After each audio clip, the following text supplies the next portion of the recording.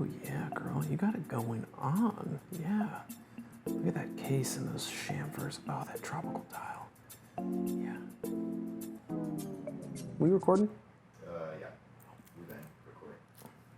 Nick, I told you to tell me when we were ready to record. Yeah, Not to capture these intimate moments of me with my watches, okay? Hey guys, it's Cam from Craft and Tailored, and in this episode of What Is On My Wrist, we are talking about a rare and uber cool reference from 1976. It is a very interesting watch. If you look at it, it looks like an oyster quartz, but in fact it's not.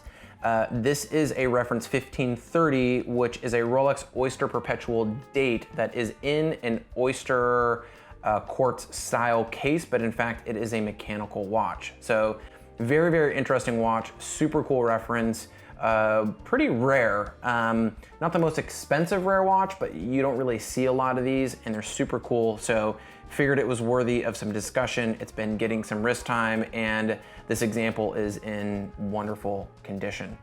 So what is a 1530? It's a reference that's its own thing. Very small production period for these watches.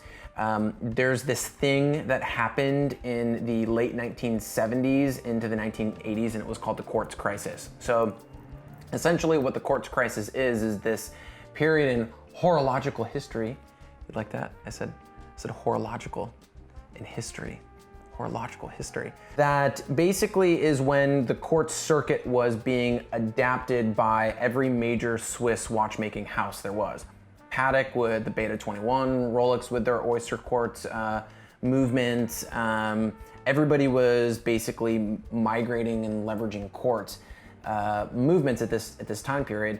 The bummer part about that is due to the fact that it's technology and due to the fact that it's a easily replicatable type of technology, the type of watches in this era was basically killing the watch industry at the fine level. So really interesting period of time, and we basically refer to it as the quartz crisis. Rolex models within this kind of quartz crisis era were referred to as oyster quartz, and oyster quartz watches kind of have this geometrical type of shape. We'll provide some images below to give you an example of what an oyster quartz is, and they're actually really cool. I actually like oyster quartz a lot. I think that they're unique. It represents a pretty specific time in horological history. And what's interesting is for the first time we see Rolex as a company, not Tudor, but Rolex as a company really migrating away from their oyster style cases. In any case, the thing that I like about the oyster quartz watches is they have this integrated bracelet, which is very geometric. And they also have this kind of hexagonal, cushiony kind of oyster-esque case, which is really, really interesting. And it's very specific to this era.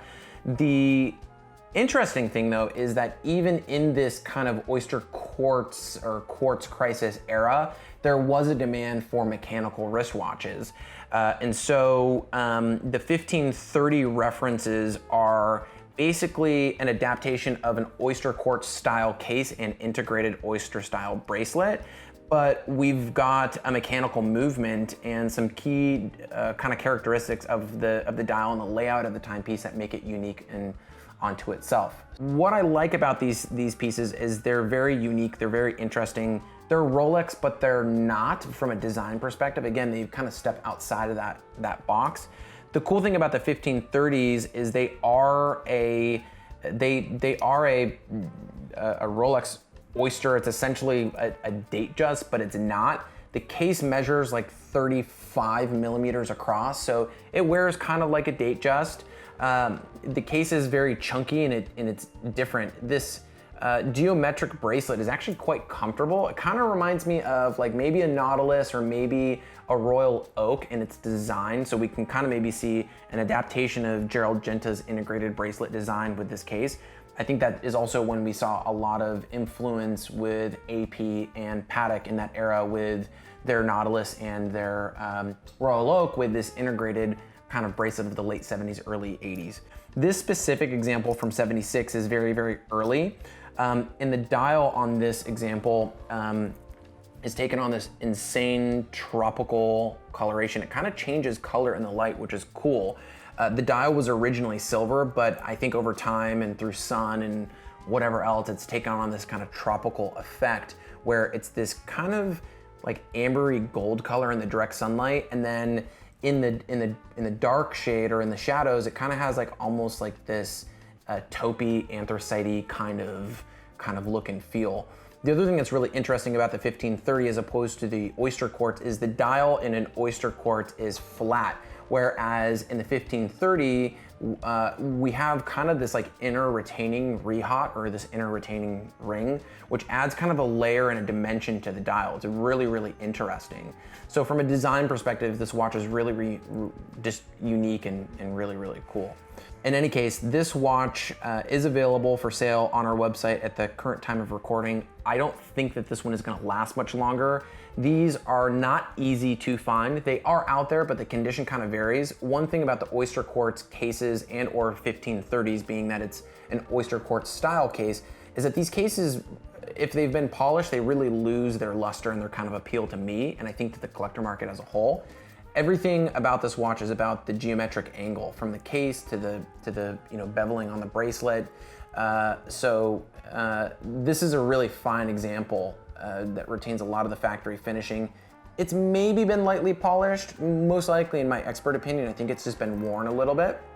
They are getting increasingly harder to find because collectors are buying them and putting them into their collections. Not an easy watch to find to begin with because obviously Rolex was leading with net new technology at the time of the late 70s and the 80s, which was the Quartz circuit. So finding a watch like this in this condition is getting fairly difficult. So in any case, be sure to check out the link below if you want to check out this watch and reference 1530 movements. This is a really nice example as a reference point. Be sure to like, comment, and subscribe, and I will see you guys in the next one.